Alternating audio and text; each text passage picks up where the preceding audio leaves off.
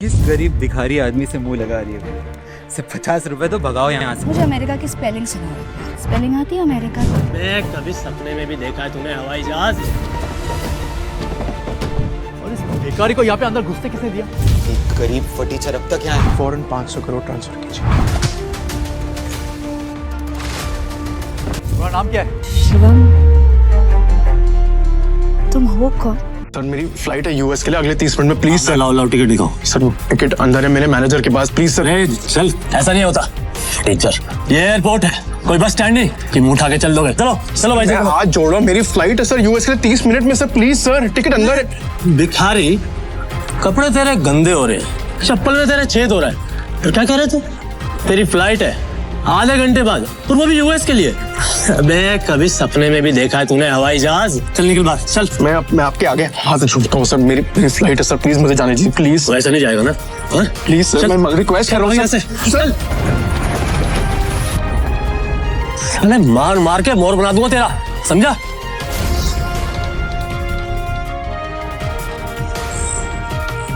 Hello. तभी शिवम की पत्नी दृष्टि, जो शहर के सबसे अमीर खानदान से बिलोंग करती थी, अपने पति शिवम को सीआईएसएफ सिक्योरिटी गार्ड के आगे गिड़गिड़ाते हुए देख लिया।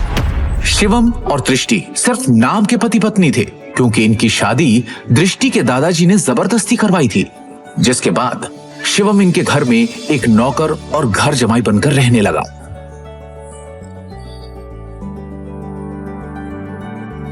भिखारी, तुम यहाँ क्या कर रहे हो? तुम्हें पता है ना, यहाँ बहुत इंपॉर्टेंट इन्वेस्टर आने वाले हैं मेरे, जिनका वेलकम करने के लिए मैं यहाँ आई हूँ। तो मुझे यहाँ कोई तमाशा नहीं चाहिए, इससे तुम जिससे भी यहाँ आए हो वो सब छोड़ो और चलो यहाँ से, निकलो यहाँ से। दृष्टि, इमरजेंसी है, मुझे अमेरिका जाना है, मेरे पास टिकट भी है, लेकिन ये लोग अंदर नहीं जाने दे रहे हैं। प्लीज प्लीज मेरी मदद करो प्लीज। तो मुझे हाथ लगाने के बारे में सोचना भी नहीं। अमेरिका जाना है तुम्हें? मुझे अमेरिका की स्पेलिंग सुनाओ एक बार। स्पेलिंग आती है अमेरिका की? मुझे उस बेवकूफ का नाम बताओ जिससे तुम्हारी अमेरिका की टिकट करवाई। और शिवम, जो एक छोले कुलचे बेचने वाला मामूली सा लड़का है, उसका अमेरिका से क्या रिश्ता हो सकता है? चुपचाप ऑफिस जाओ और जिन इन्वेस्टर्स को मैं लेकर आ रही हूँ उनके नाश्ते पानी की तैयारी करो। कोई भी गड़बड़ करने से पहले एक बार सोच लेना, वरना देश छोड़ के जाना तो बहुत दूर की बात है, ये शहर और अपना घर छोड़ के जाने से पहले 100 बार सोचोगे। ऐसी हालत करूंगी मैं तुम्हारी यूपी कॉपरेंस। आखिरी बार कह रही हूँ। इमरजेंसी है, प्लीज हेल्प मी। तभी दृष्टि के साथ आया उसका बिजनेस पार्टनर ऋषभ। दृष्टि से कहता है, किस गरीब भिखारी आदमी से मुंह लगा रही है? सिर्फ 50 रुपए तो भगाओ यहाँ से। मुझसे बात करना, ये मेरी बीवी है, समझा तू? ये क्या कह रहा है दृष्टि? ये तुम्हारा हस्बैंड है? ऋषभ का यह सवाल सुनकर दृष्टि कुछ सेकंड के लिए ब्लैंक हो गई, लेकिन फिर उसने बड़ी हिम्मत करके कहा, Come on, Rishabh, like seriously, look at him. तुम किसकी बात पर यकीन कर रहे हो? इसकी हालत देखो। जिस इंसान के पास खड़े रहने में मुझे शर्म आए, तुम्हें सच में लगता है कि वो मेरा पति होगा? चंदा मांगने आया होगा शायद। कुछ पैसे दो और रफा दफा करो इससे, क्योंकि ये इंसान मेरा पति हो ही नहीं सकता। उस समय दृष्टि को शिवम ने पहली बार सिटी हॉस्पिटल में तब देखा था जब वो वहां अपनी मां मृणाल का इलाज कराने आया था। एक रईसजादी लड़की जिसके पास किसी चीज की कोई कमी नहीं थी, फिर भी वो सारे ऐशो आराम छोड़ रोज अपना समय निकालकर उन बीमार कैंसर पेशेंट से मिलने आती थी। दृष्टि उनके गले लग गई और बाकी सारे पेशेंट्स भी दृष्टि को अपना प्यार भरा आशीर्वाद देने लगे। और ये चीज जब शिवम ने देखी तो दृष्टि की दरियादिली ने उसका दिल छू लिया और वो उसी पल अपना दिल दृष्टि को दे बैठा। लेकिन किसे पता था कि किस्मत उन्हें सच में मिलाने वाली है।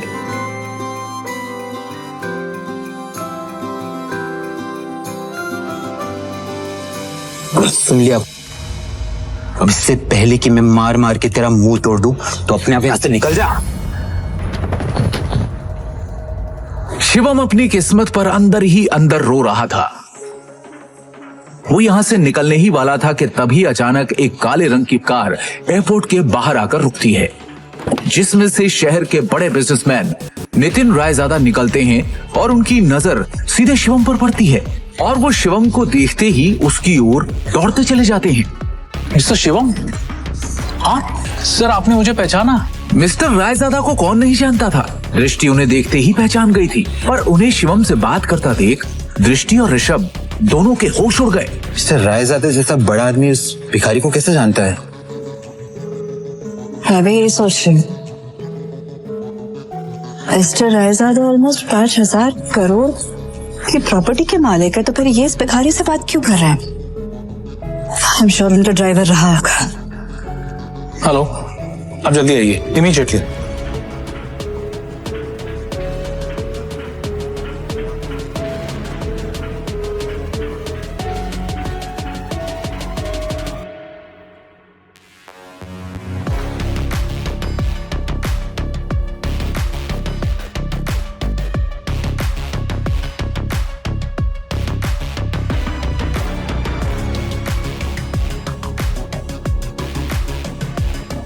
मिस्टर रायजादा से भीख मांग के उस गरीब ने एयरपोर्ट में एंट्री ले ली।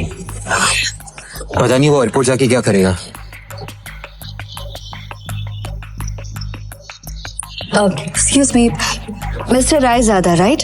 हाय, मैं दृष्टि, नारंग ग्रुप की CEO. Please don't mind me asking, लेकिन अभी अभी आप जिस शख्स से बात कर रहे थे, आप उसे कैसे जानते हैं? मतलब देखने में वो भिखारी लग रहा था, आप उस भिखारी को कैसे जानते हैं? You mean mister Shivam? Are you kidding? आप मिस्टर शिवम को भिखारी कह रही हैं? लगता है आप मार्केट में काफी नई आई है मैडम, वरना ऐसी बकवास नहीं करती। अच्छा, मैं चलता हूँ। दृष्टि सोच में पड़ जाती है कि आखिर मिस्टर रायजादा की बातों का क्या मतलब था। और दूसरी ओर शिवम तेजी से एयरपोर्ट के अंदर भाग रहा होता है कि उसे वहां उसका मैनेजर खड़ा दिखता है। ये रही आपकी यूएस की टिकट, ये रहा आपका फोन, जल्दी से गेट नंबर 3 पर जाइए, आपके पास ज्यादा समय नहीं है। Please go. Thank you. Shivam तेजी से वहां से भागते हुए गेट नंबर 3 की तरफ निकल जाता है। वो गेट नंबर 3 पर पहुंचने वाला ही होता है कि उसके सामने अचानक एक आदमी आ जाता है, जिससे वो टकराकर नीचे गिर पड़ता है।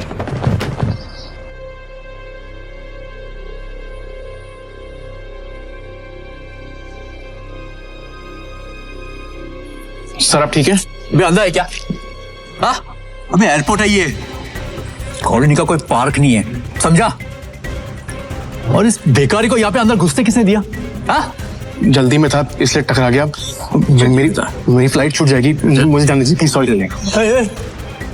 अबे मेरे होते हुए तू फ्लाइट में तो क्या 2 मिनट इस एयरपोर्ट पे भी नहीं टिक सकता, समझा?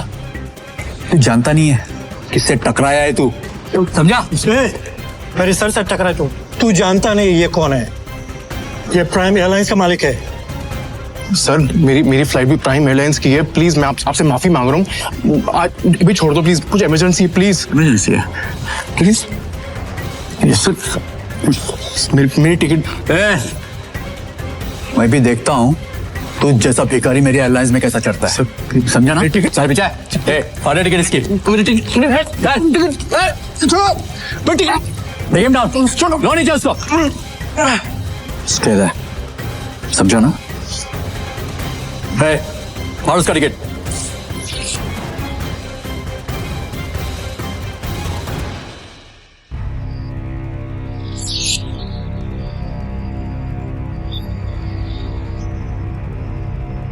Now you better watch it, okay? चलो, let's go. जब वो शिवम की यूएस की टिकट के 4 टुकड़े करके उसके मुंह पर फेंकता है, तब शिवम गुस्से में उठता है और उन बॉडीगार्ड्स को जमीन पर गिरा देता है।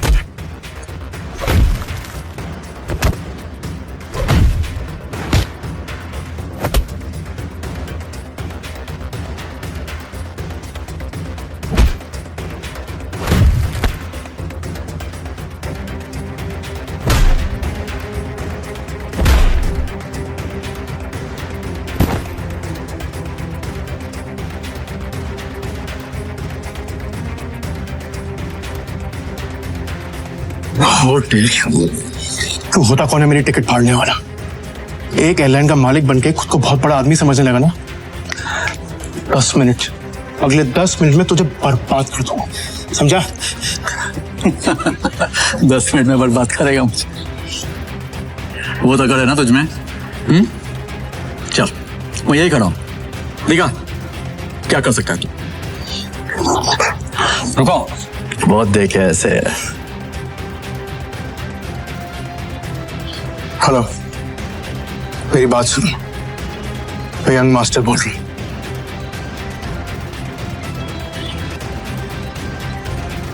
प्रिय यात्रियों, यह सूचित किया जाता है कि प्राइम एयरलाइन की सेवाएं अस्थायी रूप से रोक दी गई हैं। इसके कारण होने वाली असुविधा के लिए हमें खेद है। सभी यात्रीगण से अनुरोध है कि Hey, mister. अद्यतन जानकारी के लिए Hello. हमारी आधिकारिक वेबसाइट Authority. या हेल्पलाइन से Authority. संपर्क करें। प्रिय बिना यात्री, मेरे परमिशन और नोटिस के क्या अनाउंसमेंट कैसी हुई? सर, हमें ऊपर से इमीडिएटली ऑर्डर आया है, अस्थायी रूप से रोक आपका दी लाइसेंस गई। कैंसिल कर दिया गया। इसके कारण होने वाली असुविधा प्राइम एयरलाइंस अब बैन हो चुकी खेद है। है। आपको जो भी बात करनी है सर मिनिस्ट्री में कीजिए। अनुरोध है हेलो, कि अद्यतन हेलो। जानकारी के लिए हमारी आधिकारिक वेबसाइट या हेल्पलाइन से संपर्क करें। कहा था ना, 10 मिनट में तुझे बर्बाद कर दूंगा, मेरी एयरलाइन को बैन कर दूंगा। बस सड़क पर पहुंचा दे। तू तो एक मामूली आदमी है यार, प्रिय यात्री, और तू ये सब कैसे कर सकता है? किया जाता है कि अरे प्राइम मैं एक करोड़पति आदमी हूँ, अस्थायी पावर है मेरे पास। अरे मेरी एयरलाइंस को बैन करने के लिए प्राइम मिनिस्टर के खुद ऑर्डर्स चाहिए होते हैं। हमें खेद है। सभी उसने बस एक यात्रीगण कॉल करके है कि अद्यतन जानकारी के लिए अभी तो सिर्फ तेरी एयरलाइन बैन। आधिकारिक वेबसाइट या हेल्पलाइन इंडिया में जो तूने फ्रॉड करके बैंक में पैसे जमा किए ना, याद है?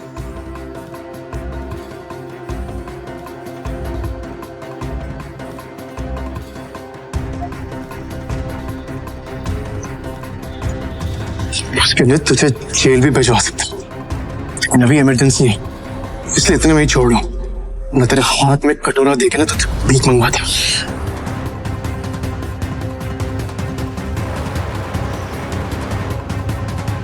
सर आपका यूएस पहुंचना बहुत जरूरी है। मैंने आपके लिए प्राइवेट जेट अरेंज कर दिया है, हमें अभी निकलना होगा। Yes sir. Private jet? मतलब ये कोई मामूली आदमी नहीं है, अरे ये बहुत रईस और पावरफुल आदमी है। सुनो, तुम्हारा नाम क्या है?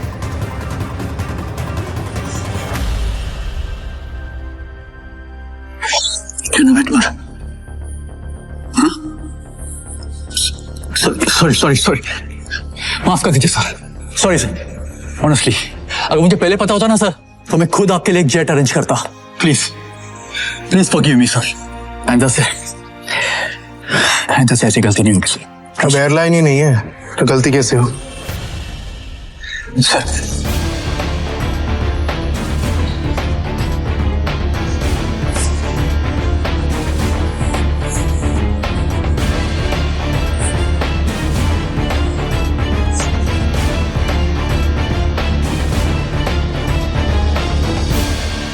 Good morning, sir.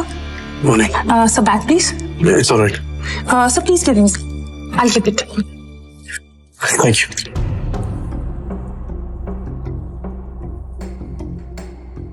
पर तभी यूएस से एक कॉल आती है। हेलो शिवम सर, अब आपको यूएस आने की कोई जरूरत नहीं है।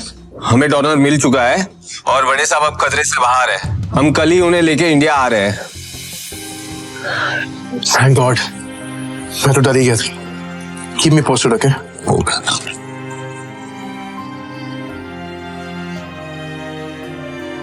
अब शिवम बिना टेंशन के एयरपोर्ट से निकलकर सीधा अपने ससुराल यानी नारंग मेंशन पहुंच गया।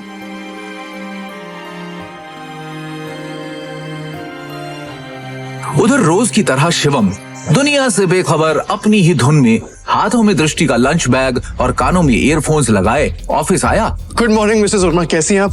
आज का दिन बहुत खूबसूरत है ना? Hello, how are you? You तो टेंशन क्यों है? God.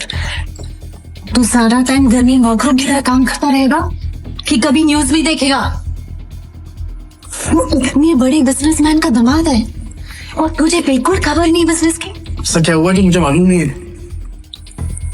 देखते हैं। सरकारी टेंडर्स ना मिलने से नारंग इंडस्ट्रीज को बड़ा झटका।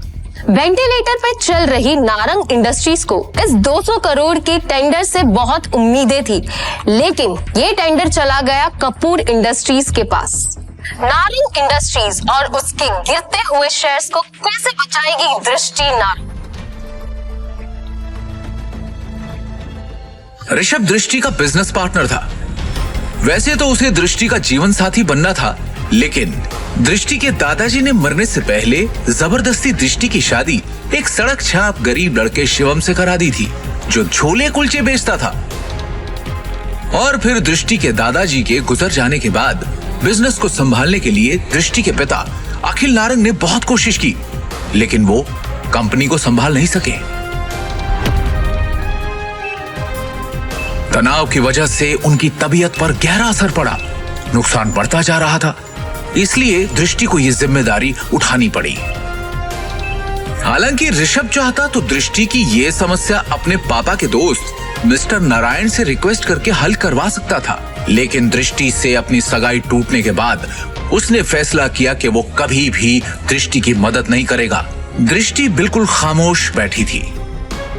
वो हर हाल में इस कंपनी को बचाना चाहती थी।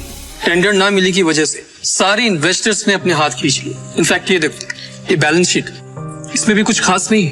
They don't have trust on us anymore. अगर ऐसा ही चलता रहा ना तो हमारी कंपनी दिवाला हो जाएगा। नहीं नहीं नहीं नहीं नहीं नहीं नहीं, no, this cannot happen. I can't let this happen. ये कंपनी सिर्फ कंपनी नहीं है। दादाजी ने खून पसीने की मेहनत से नारंग ग्रुप ऑफ कंपनीज को खड़ा किया था, और इसका परचम सिर्फ हमारे देश में नहीं बल्कि विदेश में भी लहरा रहा है। बहुत मेहनत से दादाजी ने इसे कामयाब बनाया है। हमारी एक गलती की वजह से या कुछ ना कर पाने की वजह से मैं दादाजी की पूरी मेहनत को मिट्टी में मिलने नहीं दे सकती। We have to do something. I can't lose this company. This is not the option. आप सब प्लीज कुछ कीजिए। आपको तो कोई आइडिया होगा ना, कोई सोल्यूशन होगा। समबडी जस्ट फाइंड अ वे। दृष्टि बेटा, तुम्हारे दादाजी के टाइम से हमारे कुछ वफादार एसोसिएट्स थे जिनके साथ हम बिजनेस करते थे, लेकिन उनके निधन के बाद ऋषभ के निर्देश पर हमने उनके साथ डील करना बंद कर दिया। अगर तुम कहो तो उनसे मर्जर की बात की जाए। राजा काका, दैट्स नॉट एन ऑप्शन है। और वैसे भी आज की खबर सुन के मुझे नहीं लगता कोई हमारे साथ मर्जर करेगा। Mohit, let's look at other options. Meanwhile, what can we do? Raja Mauli उर्फ राजा काका दृष्टि के दादाजी के पुराने वफादार थे, लेकिन आज वो सिर्फ नाम के कंपनी एडवाइजर थे।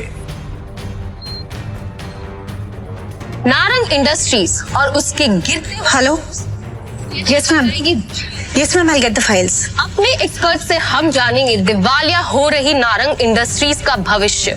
नारंग इंडस्ट्रीज और उसके गिरते हुए शेयर्स को कैसे बचाएगी दृष्टि नारंग?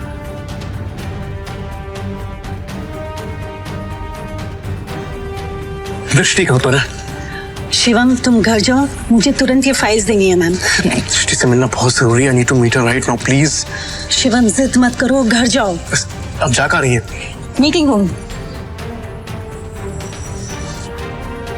तभी मिसेस वर्मा दरवाजा खटखटाकर एक्सेस कार्ड की मदद से अंदर चली जाती हैं और उनके पीछे पीछे शिवम भी अंदर घुस जाता है। शिवम को इस तरह देखकर सभी लोग हैरान हो जाते हैं। दृष्टि, इस प्रॉब्लम के बारे में कुछ बात करनी है जरूरी, प्लीज। शिवम, इस वक्त नहीं।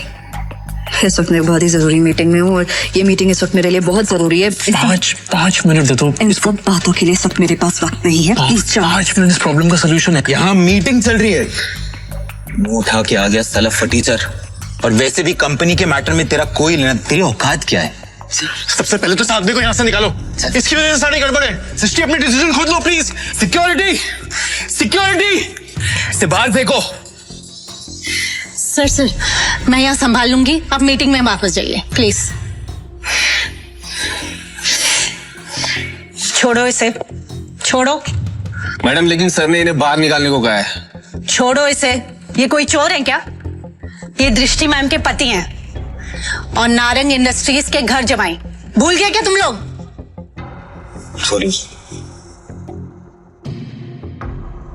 Thank you Mrs Verma. जितनी इज्जत आपसे मिलती है उतनी दृष्टि उसकी मोम से भी नहीं मिलती। Thank you. इस प्रॉब्लम के बारे में कुछ बात करनी है जरूरी, प्लीज। मिसेस वर्मा शिवम को ऑफिस की छत पर ले जाती हैं और उससे पूछती हैं। शिवम, हाँ जी। तुम अंदर क्या बड़बड़ा रहे थे?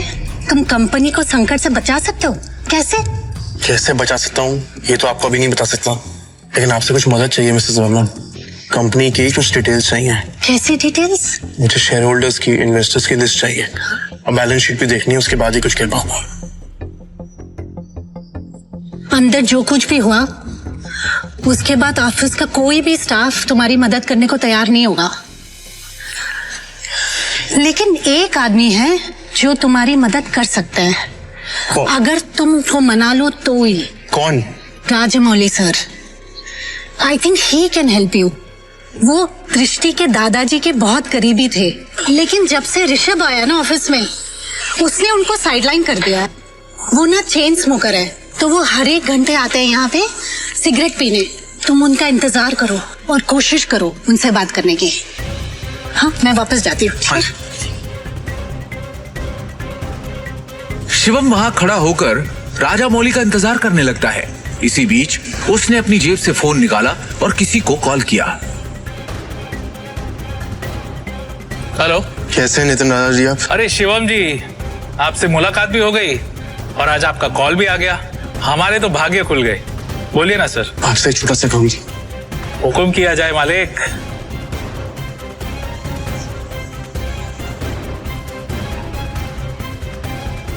आप जल्दी से डिटेल्स पता करके मुझे कॉल कीजिए। रखता हूँ, बाय।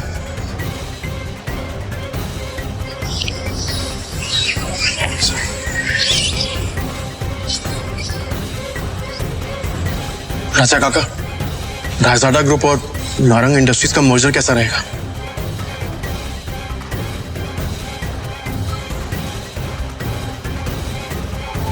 रायजादा, तुम इनके बारे में कैसे जानते हो? ये तो हमारे पुराने बिजनेस एसोसिएट्स थे। तुम्हें क्या पता इनके बारे में? इसके बाद शिवम ने राजा काका को कुछ ऐसा बताया कि उसे सुनने के बाद उनके होश उड़ गए। उन्होंने अपनी सिगरेट वापस रखी और शिवम को अपने साथ कॉन्फ्रेंस रूम ले गए।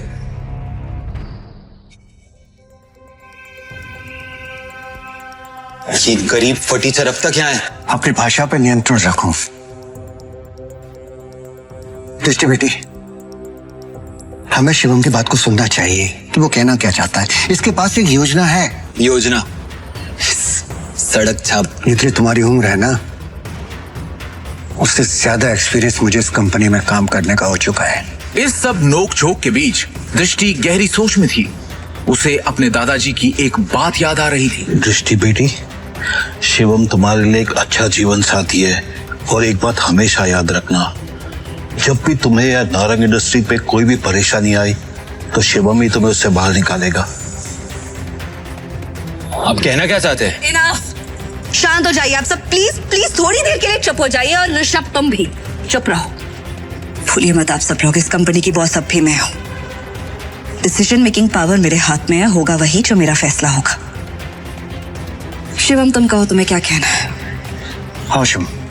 जी क्या बैठो। सबसे पहले मुझे कंपनी के शेयर होल्डर्स और इन्वेस्टर्स की लिस्ट चाहिए और बैलेंस शीट भी देखनी है, उसके बाद ही कुछ कह पाऊं। दृष्टि, ये बहुत ज्यादा हो रहा है। हम ऐसे ही किसी को अपनी कंपनी की डिटेल्स शेयर नहीं कर सकते। लैपटॉप दो सर। प्लीज। चलो। दृष्टि, तुम ये बात। ऋषभ, भूलो मत तुम्हारी बॉस का पति है जिसके बारे में तुम ऐसे बात कर रहे हैं। अगली बार तमीज का इस्तेमाल जरूर करना। 2 साल में पहली बार शिवम ने दृष्टि को उसके लिए लड़ते हुए देखा। दृष्टि की बात सुनते ही उसका सीना चौड़ा हो गया। Shivam, you continue.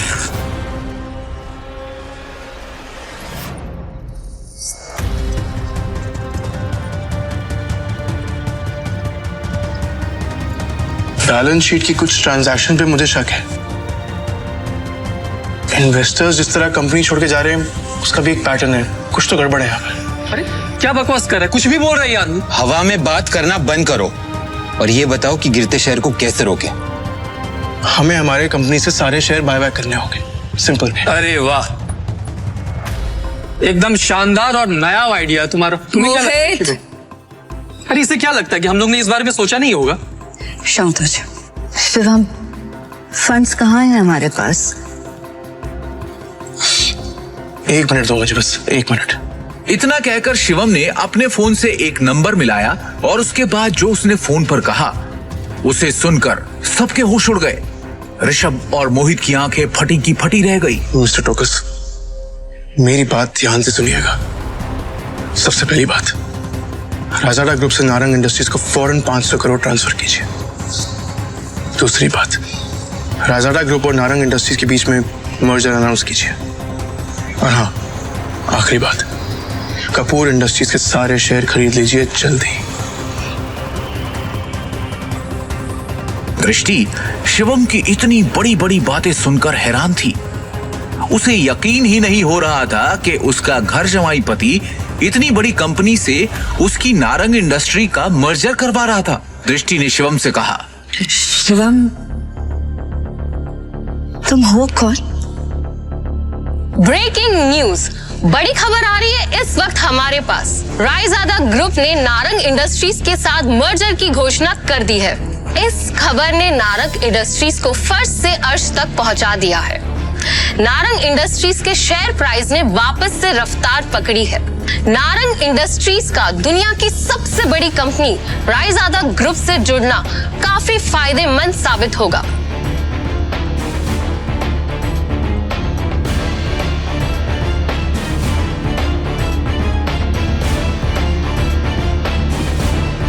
क्या दृष्टि को मिलेगा शिवम से अपने सवाल का जवाब? ये सब जो अभी अभी हुआ था, ये किसी जादुई सपने से कम नहीं था। लेकिन एक बात जो अब भी सबकी नजरों से शिवम ने छुपाकर रखी थी, वो थी उसकी आंतरिक शक्तियां, जिसे शिवम उजागर करने की कोशिश कई दिनों से कर रहा था। शिवम वहां से निकलकर एक शादी में गया था जहां उसे करण मिला था, जो कि दृष्टि का कजन था। वो शिवम को बेइज्जत करने से कभी बाज नहीं आता था। शिवम और उसके बीच नोक-झोंक कई समय से चलती आ रही थी, लेकिन उस दिन शिवम ने करण की बेइज्जती पूरे रिश्तेदारों के सामने कर दी और वहां से घर चला गया।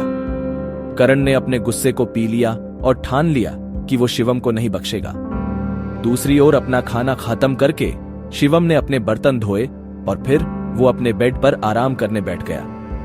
ध्यान या मेडिटेशन करने की महारत उसने पिछले कुछ सालों में ही पाई थी। शिवम के लिए मेडिटेशन उसके शरीर के अंदर दिन भर में जमा हुई गंदगी बाहर निकालने का एक जरिया है। और तभी शिवम ने हाथ आगे बढ़ाया और बेड के साइड में रखा एक काला पत्थर उठाया। उसे मुट्ठी में बंद कर जैसे ही उसने हाथ को हल्के से घुमाया, वो पत्थर राख बन उसकी उंगलियों के बीच से सरक गया। शिवम की आंखों में उत्साह भर गया और उसने खुद से कहा, भस्म शक्ति ने अपना रूप ले लिया है। अरजा, उसके गुरु ने भी तो यही कहा था कि वो तक्षक महल का वंशज तभी माना जाएगा जब वो अपनी अंदरूनी शक्तियों को जगा लेगा, और तब उसकी तलाश शुरू होगी ढूंढने के लिए रायजादा परिवार के उन खास लोगों को जिनसे वो अपने गुरु के निशानी के तौर पर दिए जेड पत्थर की मदद से मिल पाएगा। वही वो पल होगा जब शिवम अपनी जिंदगी को बदल पाएगा। सिर्फ इतना ही नहीं, इसके साथ ही शिवम के हाथ वो सब भी लगेगा जो आम इंसान की पहुंच में नहीं, जैसे कि पौराणिक औषधियां, धन और उसके पूर्वज। यही तो होता है इस विद्या में। इसमें किसी के वैभव और उसकी शक्ति की कोई सीमा नहीं है। सक्का अपने गुरु का निशानी के तौर पर दिया हरा पत्थर अपने हाथों में घुमाते हुए शिवम ने सोचा, मेरी शक्तियां पूरी तरह से जागृत हो चुकी हैं। अब वक्त आ चुका है मामले को अपने हाथों में लेने का, एक्शन में आने का। शिवम ने अपनी शक्तियां जागृत होने के बाद उनसे अपनी शक्तियों के दम पर दृष्टि के ऑफिस में हुई सारी चीजों को दृष्टि और वहां मौजूद सब लोगों को भुलवा दिया। यहां तक कि नितिन रायजादा भी अब शिवम के साथ हुई बातों को भूल चुके थे। ऐसा शिवम ने क्यों करा, वो तो वक्त ही बताएगा। अगले दिन शिवम की मुलाकात उसके पिता से हो गई, जो कि इतने दिनों से उसे मिलने के लिए मजबूर कर रहे थे। तुम्हारे दादाजी पिछले 2 सालों से बिस्तर पर हैं, बहुत बीमार हैं। अपने बिगड़ते स्वास्थ्य के बावजूद वो बस एक ही जिद लेकर बैठे हैं कि केवल एक बार फिर तुमसे मिलना चाहते हैं। वो बस चाहते हैं कि तुम वापस आ जाओ। भावेश, जो कि शिवम के पिता हैं, उन्होंने कहा, तुम्हारे चाचा की भी शादी हो चुकी है, लेकिन तुम्हारे ताऊजी और चाचा जी के यहाँ केवल 2 बेटियां हैं। शाह खानदान का इकलौता दावेदार। शिवम ने खुद को नीचा दिखाने के लिए बुदबुदाया। तो आप चाहते हैं कि मैं परिवार की विरासत के लिए आपकी सौदेबाजी का हथियार बन जाऊं? तुम सच में बहुत भोले हो, भावेश ने ठंडे स्वर में कहा। हमारे परिवार का जो व्यापार है, उसकी अनगिनत शाखाओं के अलावा हमारे शाह परिवार का दिल्ली और उसके आसपास के इलाकों में एक बड़ा पारिवारिक व्यवसाय है। परिवार के नियमों के अनुसार अगर परिवार के मुखिया की मृत्यु हो जाती है और तीसरी पीढ़ी को संभालने वाला कोई नहीं है, तो परिवार के मुखिया को दूसरे परिवार से बदल दिया जाएगा और उस समय से शाह परिवार पर हमारी शाखा का शासन नहीं होगा। और इसका मुझसे क्या लेना देना है? शिवम ने शांति से पूछा। तुम्हारे दादाजी के बीमार पड़ने के बाद से ही पिछले कुछ वर्षों में तुम्हारे चाचा और ताऊजी पहले से ही परिवार की विरासत और सत्ता की हकदारी के लिए लड़ने की तैयारी में जुट चुके हैं, जिससे परिवार के भीतर एक जबरदस्ती का हंगामा हो रहा है। क्या तुम बस ऐसे ही हाथ पर हाथ रखकर बैठे रहोगे और कुछ नहीं करोगे? भावेश ने निराशा भरी नजरों से पूछा। शिवम थोड़ा झुंझलाया और उसने उपहास भरी मुस्कान से भावेश की तरफ देखा। आखिरकार वो अपने पिता भावेश के वास्तविक स्वरूप को भली भांति जानता था। सत्ता के लिए वो दूसरों की भावनाओं की परवाह किए बिना वो सब कर सकते थे जो जरूरी बन जाए। शिवम, तुम खुद ही सोचकर देखो कि क्या तुम वाकई में इस छोटे से नारंग परिवार में रहना चाहते हो और जिंदगी भर इस तरह अपमानित होना चाहते हो? भावेश ने शिवम से पूछा। कल नारंग परिवार की शादी के दौरान तुम्हें इतना बड़ा अपमान सहना पड़ा। भावेश ने कहा, क्या तुम उनसे बदला लेने की शक्ति नहीं चाहते? क्या तुम नहीं चाहते कि तुम्हें वो रुतबा, वो शोहरत, वो ताकत मिल जाए कि तुम जब चाहो तब पूरे नारंग परिवार को अपने सामने पैरों पर घुटने टेकने के लिए मजबूर कर दो? भावेश के ये कहते ही शिवम ने उसकी तरफ देखा और फिर एक गहरी सोच में डूब गया। भावेश ने अपने चालाक स्वभाव का इस्तेमाल कर शिवम से अनुनय किया, लेकिन इसके बावजूद भी शिवम ने सिर्फ अपना सिर हिलाया और कुछ नहीं कहा। मुझे पता है कि तुम मुझसे अपने दिल की गहराई से नफरत करते हो।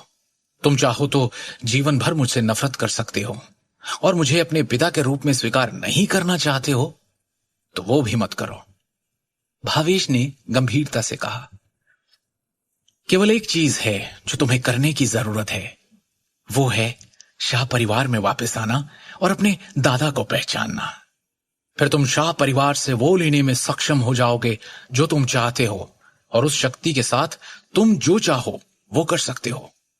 दिखने में इतनी सिंपल सी शर्त है, पर ये एक बहुत बड़ा मौका है जो तुम्हारे लिए शोहरत और ऊंचाइयों के सारे रास्ते खोल देगा।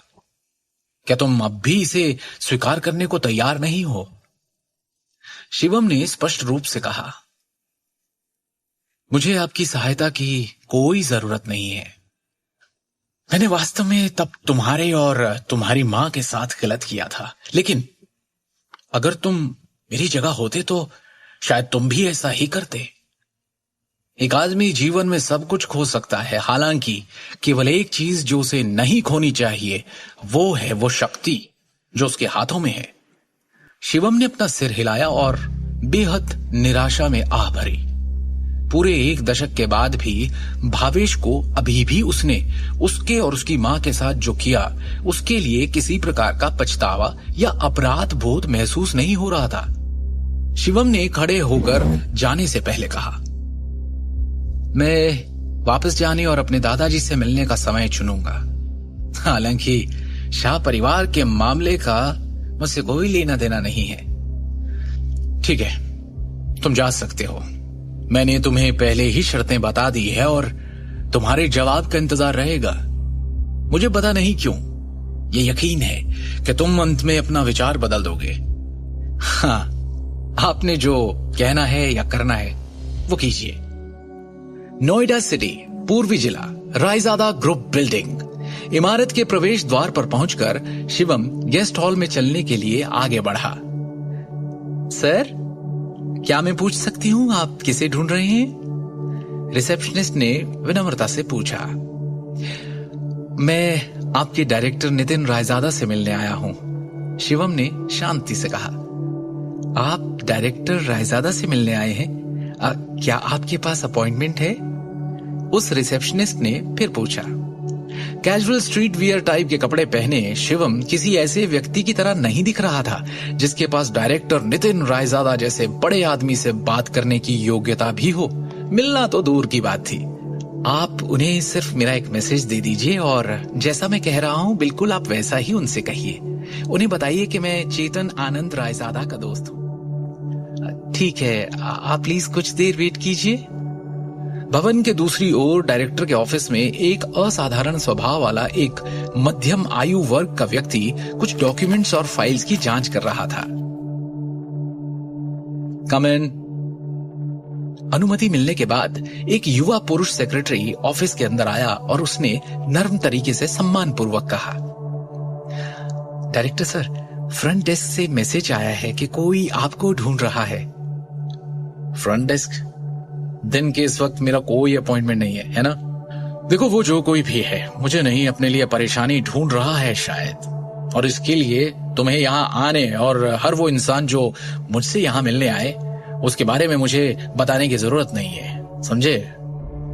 सर वो एक्चुअली, सेक्रेटरी थोड़ा सा हिचकिचाया और फिर उसने कहा, सर उस आदमी ने आपको एक मैसेज देने के लिए कहा है। उसने कहा है कि वो किसी चेतन आनंद रायजादा का दोस्त है। मुझे लगा शायद आपका कोई फैमिली मेंबर है या कोई रिश्तेदार जो आपको ढूंढते हुए आया है, इसीलिए सर मैं रिपोर्ट करने आ गया। चेतन आनंद रायजादा? और उसने गंभीरता से सेक्रेटरी को देखा। आखिरकार चेतन आनंद रायजादा उसके दादा और दिल्ली के मशहूर रायजादा परिवार के पितामह थे। पूरे शाही शहर में केवल रायजादा परिवार के प्रत्यक्ष वंशज ही अपने दादा के नाम का हिस्सा जानते थे। उनके पूरे नाम की तो बात ही छोड़ दें। कैसा दिखता है वो आदमी जो नीचे आया है? नितिन ने पूछा। सेक्रेटरी ने तुरंत जवाब दिया, यंग है सर, यही कोई 23-24 साल का होगा। उसे इसी वक्त पूरे सम्मान के साथ यहाँ मेरे ऑफिस में लेकर आओ। नितिन ने थोड़ा कंफ्यूज्ड स्टेट में सेक्रेटरी को ऑर्डर दिया।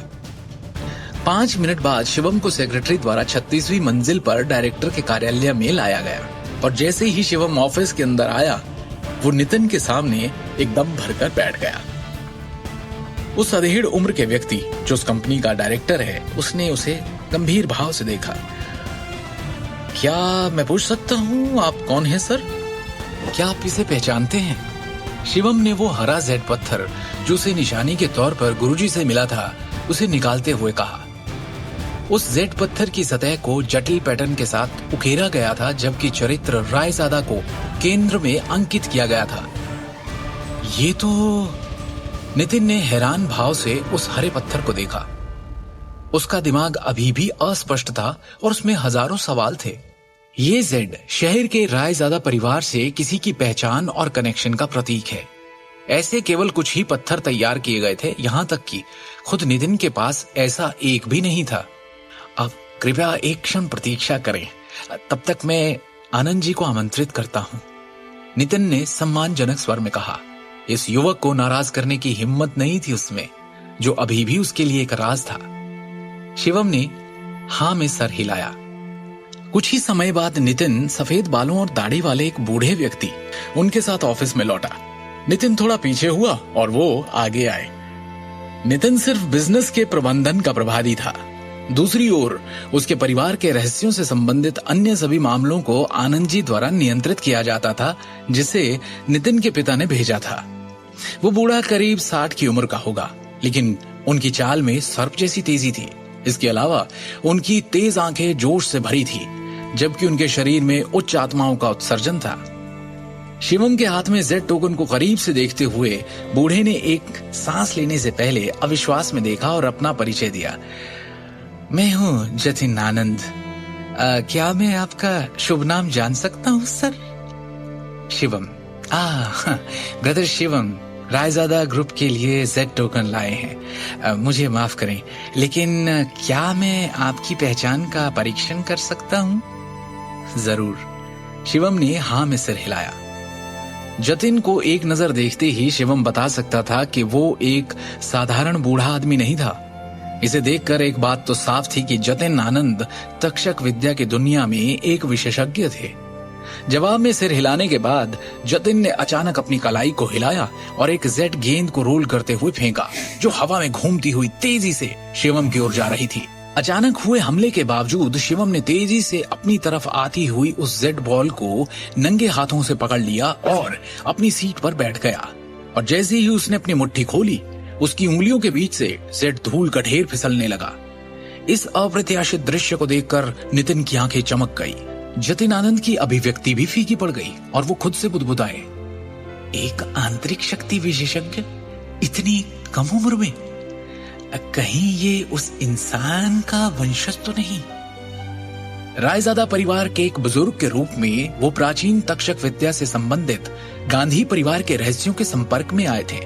इस प्रकार वो मोटे तौर पर शिवम की असली पहचान का अनुमान लगा सकते थे। जतिन आनंद ने झुककर सम्मान पूर्वक कहा, मैं रायजादा परिवार की तीसरी शाखा का बड़ा जतिन आनंद आपका अभिवादन करता हूं, महान Elder. Nitin Raizada great Elder का अभिवादन करता है, नितिन ने गंभीर स्वर में कहा। शिवम के हाथ में जेड टोकन रायजादा परिवार के महान बुजुर्ग की पहचान का प्रतिनिधित्व करता है। रायजादा परिवार के नियम बेहद सख्त थे और किसी को भी उनका अपमान करने की अनुमति नहीं थी। अपनी पहचान स्वीकार किए जाने के बाद शिवम ने थोड़ा सिर हिलाया। द ग्रेट एल्डर इस बार ईस्ट ब्रांच ग्रुप में आए हैं, क्या मैं आपके लिए कुछ कर सकता हूं? जतिन ने गंभीरता से पूछा और उनके इस सवाल पर शिवम के अंदर हजारों बातों का तूफान सा उठ पड़ा। शिवम को पता है कि वो रायजादा ग्रुप के ऑफिस में क्यों आया है, उसे उनसे क्या मांगना है, पर इससे पहले कि वो अपनी बात कहता, उसका फोन बज उठता है। शिवम, फौरन मेट्रो सिटी हॉस्पिटल पहुंचो। मैंने तुम्हारे और दृष्टि के तलाक के कागजात बनवा लिए हैं, अभी की अभी आकर उन पर साइन करो। फोन की दूसरी ओर से दृष्टि की मां सिमी ने चीखते हुए कहा, आप हॉस्पिटल में क्यों हैं? क्या चल रहा है मम्मी जी? शिवम ने गंभीरता से पूछा। दृष्टि के पापा फैक्ट्री में थे जब करण अचानक फैक्ट्री खरीदने आ गया। वहां कुछ ऐसा हुआ कि ये घायल हो गए, हॉस्पिटल में एडमिट करना पड़ा। करण और दृष्टि में भी बहस हुई और दृष्टि बेहोश हो गई। करण अब भी गुस्से में है, कर्ज के भुगतान के लिए जबरदस्ती हमारा घर बेचने पर तुला है। बस एक शर्त पर हमें बख्शने को तैयार है कि दृष्टि तुम्हें तलाक दे दे। हम ये सब और नहीं सह सकते, भगवान के लिए उसे तलाक दे दो। सिमी विनती करते हुए रो पड़ी। मैं वहां पहुंचता हूं, कहकर जैसे ही शिवम ने फोन रखा, उसका चेहरा भावहीन सा हो गया। दृष्टि बेहोश हो गई। शिवम की आंखों में ऐसा क्रोध उमड़ पड़ा जैसा आज तक कभी किसी ने नहीं देखा। उसने जतिन और नितिन की ओर देखते हुए शांति और अधिकार के साथ कहा, मैं चाहता हूं कि पूरी की पूरी नारंग एम्पायर दिवालिया हो जाए, वो भी एक दिन के अंदर। ग्रेट एल्डर, आपकी आज्ञा सर आंखों पर। नितिन रायजादा ने सम्मानपूर्वक उत्तर दिया। दिल्ली के सबसे बड़े मेट्रो सिटी हॉस्पिटल में शिवम जल्दी से कमरा नंबर 608 में पहुंचा। जानते हो ना क्यों हो रहा है ये सब हमारे साथ? क्योंकि तुमने करण के साथ बदतमीजी की। सिमी शिवम की ओर उंगली उठाकर गुस्से में बोलती जा रही थी। अरे क्या जरूरत थी? पंगा उसके साथ करने की सोची जाती है जो आपके बराबर की हैसियत का हो। तुम क्यों अपनी हैसियत भूल जाते हो बार बार? क्यों जलील किया करण को पार्टी में? इल्जामों की इस बौछार में भी शिवम चुप रहा। उसने बस अस्पताल के बिस्तर की ओर देखा। बिस्तर पर लेटे हुए उनके ससुर अखिल नारंग थे। आपको चोट कहां लगी? शिवम ने चिंतित स्वर में पूछा। घाव अंदरूनी है, घबराने की बात नहीं, अखिल ने दर्द भरी आवाज में कहा। शिवम की आंखों में अपने लिए चिंता देखकर दृष्टि बोल पड़ी। मैं ठीक हूं, पापा की मजदूरों से बहस हो गई, उन्हें पीटा गया। ये तो अच्छा हुआ किसी तरह उन्होंने अपना बचाव कर लिया। हालांकि शिवम का दिल गुस्से से भर गया था। उसने ये पूछने से पहले खुद को शांत किया। फैक्ट्री में एग्जैक्टली हुआ क्या था? दृष्टि इस बारे में बात नहीं करना चाहती थी। उसने बस एक भारी सांस भरी। पता नहीं करण को फैक्ट्री के लेनदारों के अधिकार कैसे मिले, या फिर वो कब कैसे सबसे बड़ा लेनदार बन गया। वो मजदूरों को फैक्ट्री की सारी मशीन तोड़ने फोड़ने के लिए उकसाने लगा। मैंने और दृष्टि ने उसे समझाने की कोशिश की, पर वो हंसता रहा हम पर। फैक्ट्री की सारी मशीन्स उठवा ली उसने। फैक्ट्री खत्म हो गई, घर भी जल्दी ध्वस्त हो जाएगा। बहुत निर्दयी हैं वो लोग, और हम क्यों उनका निशाना बने?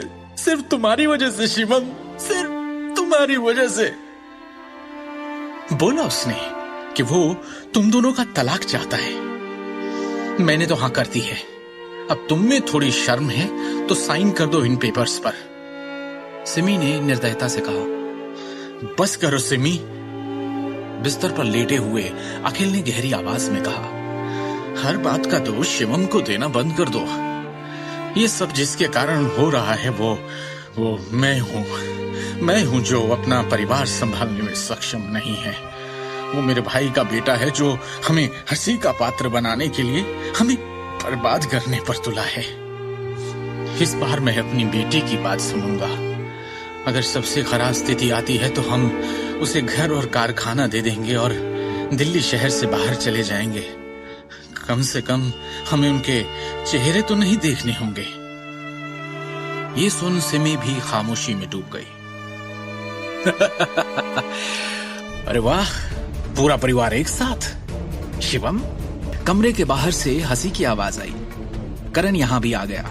आपने मेरे सुझावों के बारे में क्या सोचा, पांचवी चाची, पांचवे अंकल? करण ने उन्हें और भड़काने के लिए उद्देश्यपूर्ण ढंग से अपने शब्दों को लंबा खींचा। अगर मैं आज आपके बचाव में नहीं दौड़ा होता तो वो वर्कर्स तो आपकी जान ही ले लेते, है कि नहीं? एक तो खुद तुमने ये सब करवाया और अब हीरो बनने आ गए हो। बंद करो ये ढोंग करण। करण की बातों से तंग आकर दृष्टि फट पड़ी। करण की चालाक अभिव्यक्ति उनमें से कोई बर्दाश्त नहीं कर पा रहा था। अरे यार, आप लोग दया के लायक हो ही नहीं। ऐसे लोगों को पता है क्या कहते हैं? थैंकलेस। करण ने आ भरते हुए कहा, मैं चाहता था कि अखिल अंकल के सारे कर्जे बाहर के बाहर निपट जाएं। क्या यह तरीका सही नहीं था उन्हें सेव करने का? मेरी जगह कोई और होता तो शायद आज ये जिंदा भी नहीं होते। करण ने कोमल स्वर में कहा, मैं तो बस मदद करने की कोशिश कर रहा हूं। मुंह बंद करो और दफा हो जाओ यहां से करण। दृष्टि गुस्से में कांपती हुई चिल्लाई, मैं दफा हो जाऊं? फिर ये मत कहना अखिल अंकल कि मैंने आपके परिवार को एक मौका नहीं दिया। अरे आपको तो एहसान मानना चाहिए, पर आप मानते नहीं। इसलिए मैं कल ही लेनदारों के अधिकार जारी कर दूंगा। बर्बाद हो जाएंगे आप सब। लोन शार्क्स तब तक आपके पीछे रहेंगे जब तक आप जिंदा हैं। क्या आप बकवास कर रहे हो? फैक्ट्री, घर और गहने गिरवी रखवा कर हम अपने सारे कर्जे चुका सकते हैं। क्यों पीछे पड़ेंगे लेनदार हमारे? दृष्टि ने सवाल किया तो करण ने गर्व से भरी मुस्कान दिखाते हुए कहा, उस घटिया ज्वेलरी प्रोसेसिंग फैक्ट्री के सभी उपकरण टूट गए हैं। एक कौड़ी की औकात नहीं, उसको गिरवी कहां रखोगे? इसके अलावा तुम लोगों को अभी भी साइट के किराए का हिसाब देना होगा। अगर इसे ठीक से नहीं सुलझाया तो अखिल अंकल पर धोखाधड़ी का आरोप भी लगाया जा सकता है, और हाँ, जेल भी हो सकती है। बोल लिया जो बोलना था, अब निकलो यहां से। शिवम ने करण को भाव शून्यता से देखा। करण चिल्लाया और अचानक गुस्से में आकर अपनी हथेली की मुट्ठी बनाकर शिवम के चेहरे की तरफ जैसे उड़ाई। ठाक की आवाज के साथ शिवम ने उसकी मुट्ठी एक झटके में अपनी हथेली से रोकी और बिना दया के एक झटके में उसे उल्टा घुमा दिया। बेइज्जती, हैरानी और गुस्से के घूंट पीकर उसने जहर उगलते हुए कहा, तेरी ये मजाल, तूने मुझे हाथ लगाया, मुझे, करण नारंग को। उसने दृष्टि के परिवार की ओर देखकर कहा, और तुम लोगों को भी नहीं छोड़ूंगा मैं। इस परिवार की कहानी अब खत्म समझो। अब तुम में से कोई नहीं बच सकता। अभी उसके साथ जो हुआ, करण को अब भी उस पर यकीन नहीं हो रहा था। बौखलाया हुआ, हड़बड़ाता हुआ उन्हें धमकी देकर वो वहां से तेज कदमों के साथ निकल गया। ये क्या कर दिया? किस पे हाथ उठा दिया? तुम्हें क्या लगता है ये कोई छोटी सी बात है? माफ कर देंगे वो लोग। अरे इसके बाद वो क्या करेंगे हमारे साथ तुम सोच भी नहीं सकते। सिमी ने अत्यंत घबराकर डरे हुए लहजे में कहा, क्या जरूरत थी ये सब करने की? अब क्या होगा हमारा? कौन बचाएगा? बर्बाद कर देंगे ये लोग हमें। मैं इस मामले को अच्छी तरह से संभाल लूंगा, इसीलिए आपको अब और चिंता करने की जरूरत नहीं है। शिवम ने स्पष्ट शब्दों में आत्मविश्वास के साथ पूरे परिवार से कहा, करण या उसके परिवार वाले हमारा कुछ नहीं बिगाड़ पाएंगे। क्या कर लोगे तुम? क्या तुम इस लायक हो? सिमी ने एक ठंडी मुस्कान के साथ व्यंग्यात्मक लहजे में कहा, तुम्हारी तो इतनी हैसियत भी नहीं कि उस समय शिवम ने सिमी की तरफ अपनी भावहीन निगाहें घुमाई और उसके शब्दों को चुप कर दिया। उसकी आंखों से जैसे सिमी की आंखें मिली, उसे ऐसा लगा जैसे शिवम आज पूरी तरह से एक अलग इंसान बन गया है। वो कांप गई। उसे डांटने के लिए जबान खोली थी, पर अब उसकी बोलती खुद ही बंद हो गई। शिवम ने दोबारा दृष्टि की ओर नम्रता के साथ देखा और प्यार से उसे आश्वस्त किया, फिक्र मत करो दृष्टि, अब कुछ बुरा नहीं होगा, मैं हूं ना तुम्हारे साथ। हालांकि दृष्टि को समझ नहीं आ रहा था कि क्या हो रहा है, फिर भी उसने अपने दिल में एक बड़ी गर्मजोशी महसूस की। शिवम ने धीरे से उससे पूछा, भरोसा है ना मुझ पर? इस सटीक क्षण में उसने पहली बार ऐसा महसूस किया कि वो उस पर भरोसा कर सकती है। हाँ है, उसने कहा और जवाब में सिर हिलाया। शिवम के करण पर हाथ उठाने का क्या अंजाम भुगतेगा दृष्टि का परिवार, या फिर शिवम सच में उन्हें बचा लेगा? क्या अपनी तक्षक विद्या का इस्तेमाल करने के लिए ये शिवम का पहला मकसद होगा? क्या अब नारंग परिवार शिवम का अलग रूप देखेगा? नारंग ज्वेलरी ग्रुप की इमारत की हर मंजिल पर आज एक असामान्य उथल पुथल थी। कर्मचारियों में अफरा तफरी मची थी। क्या चल रहा है? कॉरपोरेशन में इतनी अफरा तफरी क्यों है? बड़े भाई साहब, क्या है ये सब? मैं गोल्फ खेल रहा था, अचानक एक के बाद एक हमारे कई बड़े क्लाइंट्स के कॉल्स आने शुरू हो गए कि वो नारंग ग्रुप के साथ अपनी डील रद्द करना चाहते हैं। इसके सिवा और तो कोई वजह नहीं है कि हमारी कॉरपोरेशन अचानक इस तरह से लड़खड़ा जाए। अचानक नारंग परिवार के सबसे बड़े भाई और नारंग ग्रुप के डायरेक्टर अमिताभ नारंग ने सभी का ध्यान अपनी ओर आकर्षित करने के लिए जोर से खांसी की। सब लोग बहस करना बंद करें, पहले बिजनेस की बातें करें। इस तरह की समस्या को हल करने का हमेशा एक तरीका होगा। अमिताभ नारंग के चेहरे पर आज अलग ही भाव थे। जब से उन्होंने नारंग ग्रुप के डायरेक्टर का पद संभाला, तब से कॉरपोरेशन बिना किसी रुकावट, गिरावट या बिना किसी नुकसान के सुचारू रूप से चलती आ रही थी, क्योंकि इससे पहले कभी किसी ने ऐसी हिला देने वाली स्थिति का सामना नहीं किया था। जैसे ही बैठक कक्ष तुरंत शांत हुआ, सभी ने चिंतित भावों से अमिताभ नारंग को देखा और उनके बोलने का इंतजार करने लगे। डायरेक्टर सर, आपने जिन डेटा की कैलकुलेशन मांगी थी वो आ गई है। हमारे कितने बड़े और पुराने क्लाइंट्स ने आज के आज हमारे साथ कॉन्ट्रैक्ट खत्म कर लिया है, अब बताओ मुझे। डायरेक्टर सर, आंकड़ों के अनुसार हमारी नारंग ग्रुप के शेयर्स में आज 30% से अधिक की गिरावट आई है और पहले ही क्रैश हो चुके हैं। इससे छोटे शेयरधारक घबरा गए हैं और अपने शेयर्स तुरंत वापस लेने का अनुरोध कर रहे हैं। अब इसके अलावा 1 दर्जन से भी ज्यादा शहरों में हमारी ज्वेलरी के सेल्स चैनल आज काट दिए गए हैं और हमें हमारे सारे कॉन्ट्रैक्ट्स खत्म करने के लिए फोर्स किया गया है। इन सब के अलावा ईस्टर्न प्रांत की ज्वेलरी और उससे जुड़ी हुई 20 से भी ज्यादा कंपनीज, ज्वेलरी कॉमर्स एसोसिएशन और जनरल चैम्बर ऑफ कॉमर्स ने संयुक्त रूप से सार्वजनिक रूप से घोषणा की है कि वो हमारे नारंग ग्रुप का सहयोग नहीं करेंगे। अभी स्थिति ये है कि मार्केट में हमारे नारंग ग्रुप पर कोई भरोसा करने को तैयार नहीं है। अमिताभ नारंग का चेहरा ऐसे पीला पड़ गया जैसे उन्होंने कोई भूत देख लिया हो। उन्हें खुद अभी तक ये बात समझ नहीं आ रही थी कि उन्होंने किस ताकतवर शख्स को इतना नाराज कर दिया कि उसने पूरे के पूरे नारंग ग्रुप का दिवालिया निकाल दिया, वो भी एक दिन के अंदर।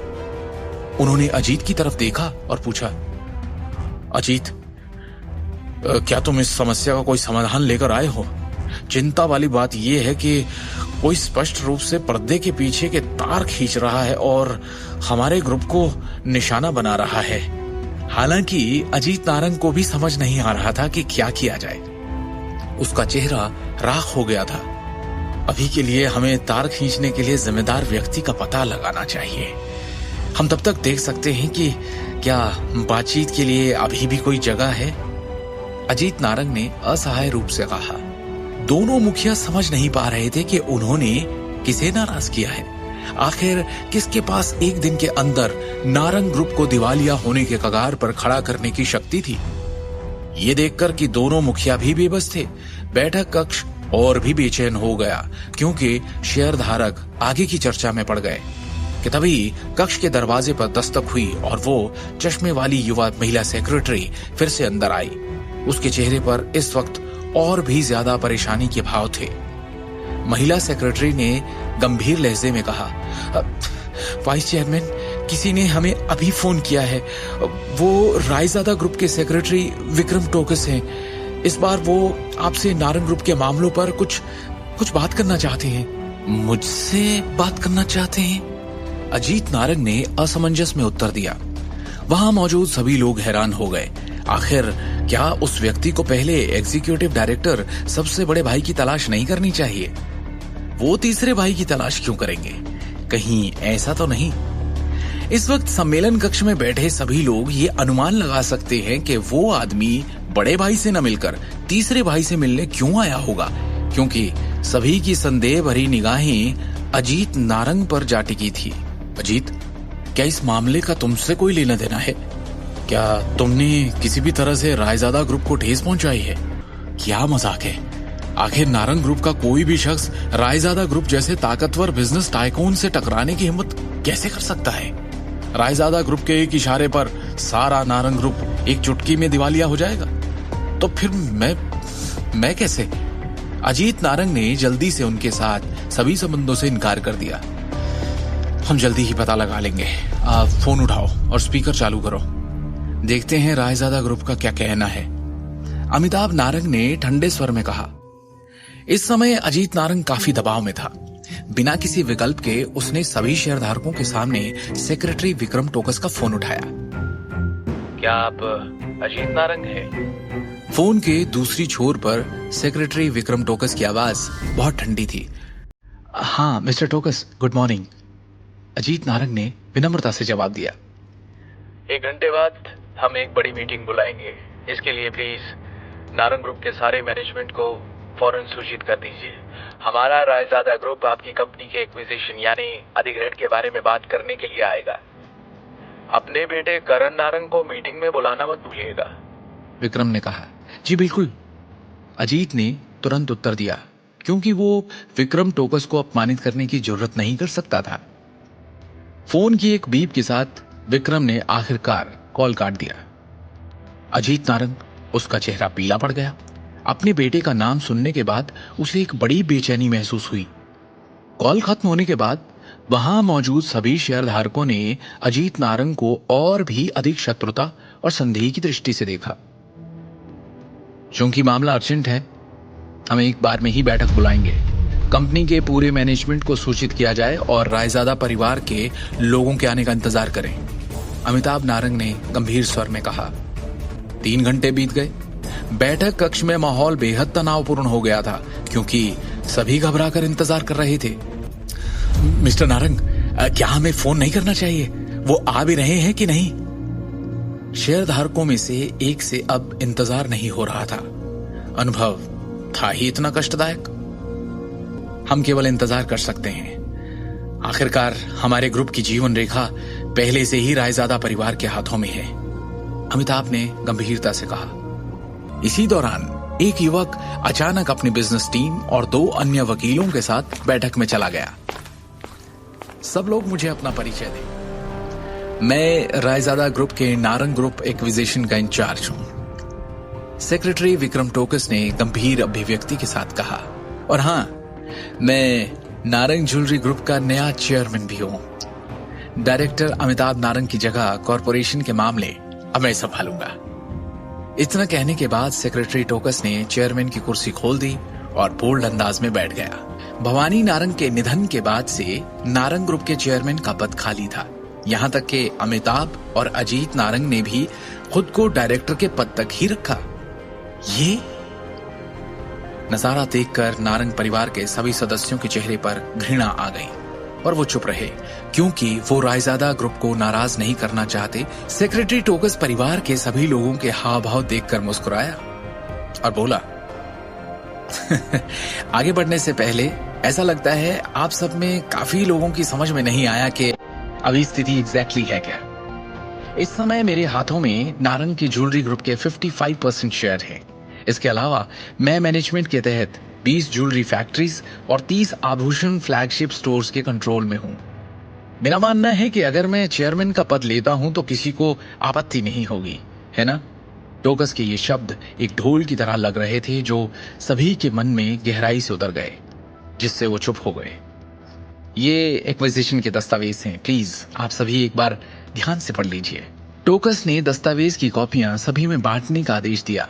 उपस्थित सभी शेयरधारकों ने दस्तावेजों को पढ़ते हुए और गहराई से विचार करते हुए गंभीर भाव प्रकट किए कि तभी शांति में विक्रम टोकस की आवाज फिर से आई, एक अलग अंदाज में। इतने में वहां मौजूद सभी एक ही दिशा में देखने लगे और पीछे से करण निकलकर सामने आया। विक्रम ने उसे ज़हीन नजरों से देखा। मैं हूं करण नारंग, लेकिन मैं ये नहीं समझ पा रहा हूं कि आपको मुझसे क्या काम है मिस्टर विक्रम टोकस। करण ने झुंझलाहट भरी आवाज में ईमानदारी से कहा, अब मेरा मतलब है विक्रम सर। विक्रम ने बिना कोई प्रक्रिया दिए उससे पूछा, कंपनी में आपकी क्या पोजीशन है? और इतनी बड़ी कंपनी के मुलाजिम होने के नाते आपको इतना भी नहीं पता कि बिना बारी के बोलना सही नहीं? विक्रम ने यह कहते हुए करण की ओर अपनी ठंडी निगाह डाली और पास पड़ी मोहर उठाकर तेजी से करण की तरफ फेंकी। और जैसे ही वो सील करण के पेट से टकराई, उसके होश उड़ गए और उसे लगा जैसे उसे हथौड़े से मारा गया हो। जैसे ही उसके पेट से दर्द ऊपर की ओर बढ़ा, उसने बैठक से पहले खाया हुआ सारा खाना कॉन्फ्रेंस रूम की टेबल पर उल्टी कर दिया। करण गुस्से से भड़क उठा, क्योंकि उसे लगा था कि विक्रम ने उसके साथ अन्याय किया है और सबके सामने उसे अपमानित किया है। हालांकि उसने विक्रम को अपनी आंखों में शुद्ध घृणा के साथ देखा, लेकिन उसने विरोध का एक भी शब्द कहने की हिम्मत नहीं की। उसे अभी भी समझ नहीं आया कि रायजादा ग्रुप का ये सेक्रेटरी उसे क्यों निशाना बना रहा है। विक्रम ने धीरे से कहा, अब आप सब लोग मेरी बात ध्यान से सुने। मुझे पूरी उम्मीद है कि आप सब ने इस टेक ओवर के पेपर्स अच्छे से पढ़ लिए होंगे।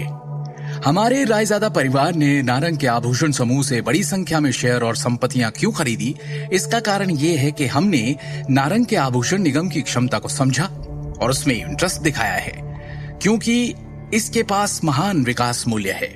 इसलिए आप सभी शेयर होल्डर्स को फिलहाल के संकट में होने वाले नुकसान के बारे में चिंता करने की कोई जरूरत नहीं। हमारी टीम की व्यावसायिकता कंपनी को अधिक लाभ मूल्य बनाने की ओर ले जाएगी। सभी शेयरधारकों को केवल उस प्रणाली का सख्ती से पालन करने की आवश्यकता है जिसे मैंने संशोधित किया है और इसे पूरा किया है। भविष्य में हमारा व्यवसाय निश्चित रूप से अधिक ऊंचाई तक बढ़ेगा, पहले से कहीं ज्यादा। उपस्थित 20 से अधिक शेयर होल्डर्स ने सहमति में अपना सिर हिलाया। उनमें से हर एक के दिल में अपनी अपनी योजनाएं थी। उन सभी ने रायजादा ग्रुप के टेक ओवर पेपर्स और स्कीम को ध्यान से पढ़ा था। ऐसा लग रहा था कि दिल्ली के रायजादा समूह का नारंग के आभूषण समूह को एक बार में खत्म करने का कोई इरादा नहीं था। उनके जैसे छोटे शेयर होल्डर्स पर सभी योजनाओं और अनुबंधों का कोई प्रभाव नहीं पड़ेगा। इस प्रकार वो अभी भी पहले की तरह प्रॉफिट में शेयर्स का आनंद ले सकते हैं। इसके अलावा इस योजना ने उन्हें परोक्ष रूप से रायजादा ग्रुप का हिस्सा भी बना दिया, जो अपने आप में बहुत बड़ी बात थी। वो ये भी देख सकते थे कि हालिया संकट स्पष्ट रूप से अजीत नारंग और करण नारंग की तरफ इशारा कर रहा था और उन्हीं पर लक्षित था। और इसका नतीजा ये होगा कि इन दोनों कार्यकारी निदेशकों को जबरदस्त नुकसान हुआ था। उन्होंने न केवल महत्वपूर्ण मामलों में बोलने का अधिकार खो दिया, बल्कि उनकी संपत्तियों और शेयरों की संख्या को भी भारी झटका लगा। वो अब तक सारी प्रेरणा और आशा खो चुके होंगे। हालांकि एक व्यक्ति जिसे सबसे बड़ी हार का सामना करना पड़ा, वो था नारंग परिवार का तीसरा भाई, अमिताभ नारंग। उन्होंने न केवल डायरेक्टर्स बोर्ड का सारा नियंत्रण खो दिया, बल्कि उनकी प्रतिष्ठा भी चरमरा गई थी। आज की घटना निश्चित रूप से दिल्ली शहर के पूरे व्यापारिक उद्योग में फैल जाएगी और उसे हंसी का पात्र बना देगी। ऐसा लगता है कि उसके लिए फिर से अपनी प्रतिष्ठा हासिल करना बेहद मुश्किल होगा।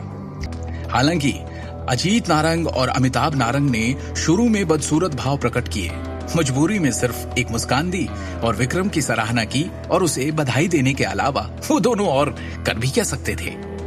इस किस्से के करीब 6 घंटे बाद रात में हम जाते हैं एक 5 स्टार होटल के एक आलीशान से लग्जरी सूट में। उस कमरे का दरवाजा खुला और उसमें से विक्रम टोकस अंदर आया। उसकी चाल में नारंग के सामने वाला रोब नहीं, बल्कि एक नरमी है। उसने अंदर आते ही झुककर नमस्ते कहा और धीरे से चाय की मेज के सामने सम्मान पूर्वक खड़ा हो गया, जैसे कि किसी व्यवस्था की प्रतीक्षा कर रहा हो। उसके सामने सोफे पर कोई बैठा है जिसने हाँ में सिर हिलाया और विक्रम ने अपना लैपटॉप खोलकर उस इंसान के सामने रख दिया। लैपटॉप रखते हुए उसने कहा, काम हो गया। चाय की मेज पर रखे लैपटॉप पर एक वीडियो चलने लगा, जो उसी दिन नारंग समूह की कंपनी की इमारत में हुई बैठक में जो कुछ हुआ था वही सब दिखा रहा था। विक्रम ने सामने बैठे शख्स को देखा। अच्छा किया। सामने बैठे शिवम ने बैठक की रिकॉर्डिंग को देखते हुए विक्रम टोकस की क्षमताओं की प्रशंसा की। थैंक यू डायरेक्टर शिवम, आपकी सेवा करना मेरा कर्तव्य है। विक्रम ने विनम्र स्वर में कहा, आपकी आवश्यकताओं के अनुसार व्यवस्थित की गई अधिग्रहण योजना सुचारू रूप से शुरू हो गई है। वर्तमान में अमिताभ को गहरा धक्का लगा है। अभी भी बहुत सारे व्यापारिक दुश्मन अपनी चाल चलने के लिए सही समय की प्रतीक्षा कर रहे हैं, विक्रम ने सूचना दी। हालांकि चूंकि अमिताभ और शहर के सिंघानिया परिवार का एक दूसरे के साथ एक मजबूत रिश्ता है, इसलिए सिंघानिया परिवार ने उनकी मदद के लिए हाथ बढ़ाया है और उसे कुछ फंड ट्रांसफर किए हैं, जिससे अमिताभ अपनी वर्तमान स्थिति को स्थिर करने में कामयाब हुआ है। इस मामले में क्या हमें उन पर एक बार फिर हमला करना चाहिए और एक ही बार में दोनों परिवारों को नष्ट कर देना चाहिए? इसकी कोई जरूरत नहीं है, शिवम ने शांति से कहा। वैसे आपको अखिल नारंग के गहने कारखाने के मामले पर अतिरिक्त ध्यान देना होगा। शिवम ने पहले से कुछ सोचा हुआ था, जिसे याद करते हुए उसने कहा, सब कुछ सामान्य प्रक्रिया के अनुसार संभाला जाएगा। कारखाने के निदेशक अखिल नारंग को नारंग समूह की औद्योगिक श्रृंखला के अन्य छोटे शेयर होल्डर्स के जितने ही प्रॉफिट देना सुनिश्चित करें। शिवम ने नारंग के आभूषण समूह को खरीदने के लिए विक्रम के लिए उद्देश्यपूर्ण व्यवस्था की थी, जिसमें स्वाभाविक रूप से अमिताभ के परिवार के तहत संपत्ति और उसके ससुर के गहने कारखाने के ऋण शामिल थे।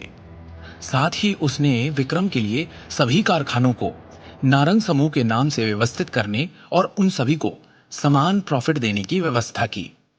इस तरह उसके ससुर की ज्वेलरी फैक्ट्री को नारंग समूह की औद्योगिक श्रृंखला में वापस आने का अवसर मिलेगा। ये बहुत अचानक या स्पष्ट नहीं होगा कि पर्दे के पीछे से कुछ तार खींचे जा रहे थे।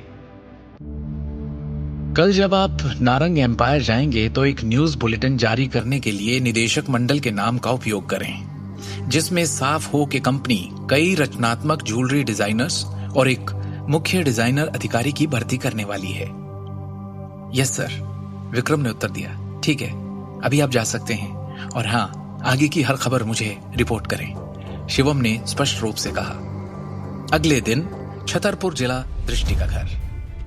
कंपनी के लोगों ने घर को फिर से सजाया और परिवार आखिरकार फिर से अंदर आ सका। शिवम ने सबके लिए खाना बनाया, जिसे पूरे परिवार ने मजे लेकर खाया। ऐसा लगता है कि इस बार हमें स्वयं देवताओं ने आशीर्वाद दिया है। हर चीज का कितना संतोषजनक अंत है। भाई साहब के अपने बेटे के साथ गिरने के बाद पिछले वर्षों में उनके द्वारा बनाए गए दुश्मनों ने उन्हें लात मारने का अवसर ले ही लिया, सिम्मी ने बड़े संतोष के साथ कहा। मुझे नहीं पता कि इन सब के पीछे किसका हाथ है, लेकिन हाँ, एक बार मैं खुद मिलकर उसे व्यक्तिगत रूप से धन्यवाद देना चाहती हूँ।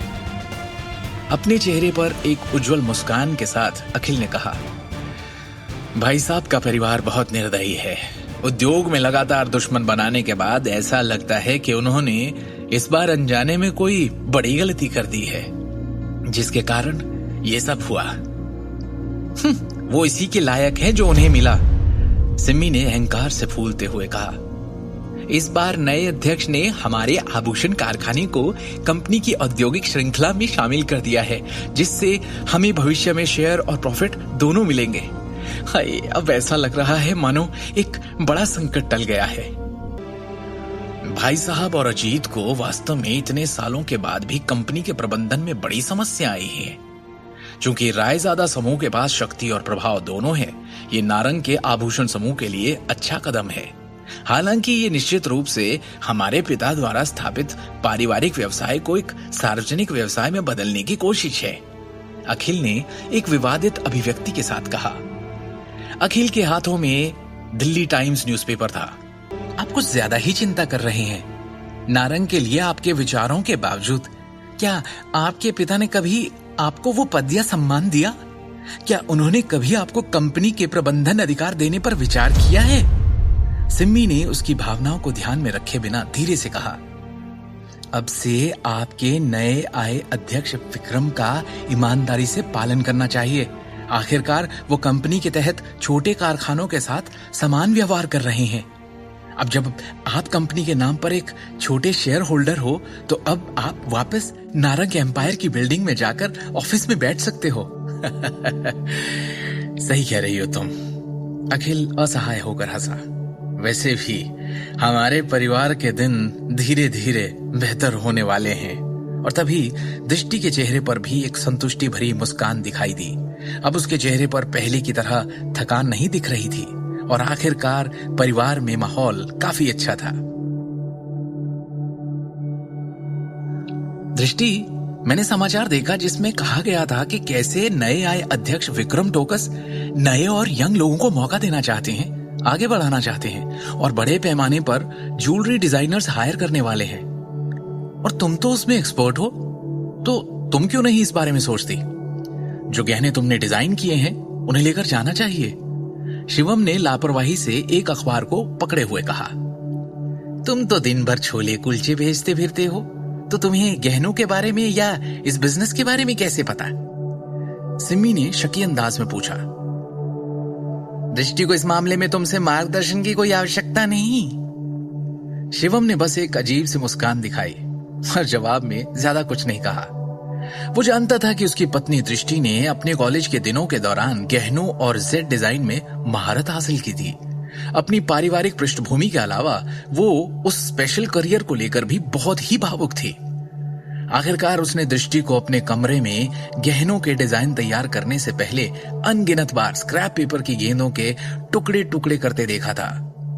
शिवम को हमेशा से यही लगा कि दृष्टि ने हमेशा एक प्रसिद्ध ज्वेलरी डिजाइनर बनने का सपना देखा था, जो आगे चलकर इंटरनेशनल गहने बनाए। हालांकि दृष्टि उसकी फैमिली के नारंग के आभूषण समूह में केवल एक साधारण कर्मचारी थी। अमिताभ नारंग, जो निदेशक मंडल के प्रभारी थे, उनके द्वारा दबाए जाने के बाद उसके डिजाइन ड्राफ्ट को हमेशा की तरह कभी भी प्रबंधन द्वारा एक्सेप्ट नहीं किया गया था। इसलिए शिवम ने विक्रम को उपहार के रूप में जीवन भर का अवसर देकर दृष्टि की उस इच्छा को पूरा करने का निर्देश दिया था। दृष्टि ने बुदबुदाया। जैसे ही शिवम के सुझाव ने उसका ध्यान खींचा, शिवम के हाथ से अखबार लेते हुए उसने भर्ती में दिलचस्पी दिखाने से पहले कुछ समय के लिए इसे गंभीरता से पढ़ना शुरू किया।